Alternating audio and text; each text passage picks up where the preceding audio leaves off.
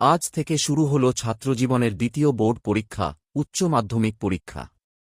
এই গুরুত্বপূর্ণ পরীক্ষাকে কেন্দ্র করে বার্নপুরের হীরাপুর ট্রাফিক গার্ডের পক্ষ থেকে নেওয়া হল এক মানবিক ও প্রশংসনীয় উদ্যোগ। বার্নপুরের হীরাপুর মানিকচাঁদ গার্লস হাই স্কুলে অবস্থিত উচ্চ মাধ্যমিক পরীক্ষা কেন্দ্রে পরীক্ষার্থীদের মানসিকভাবে উৎসাহ দিতে ফুল ও পেন বিতরণ করা হয়। পরীক্ষার আগে এই ছোট্ট উপহার পেয়ে খুশি হয় পরীক্ষার্থীরা।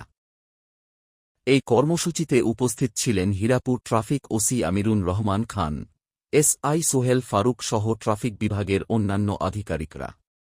তাঁরা পরীক্ষার্থীদের সঙ্গে কথা বলে মনোবল বাড়ান এবং নির্বিঘ্নে ও সুষ্ঠুভাবে পরীক্ষা দেওয়ার শুভেচ্ছা জানান।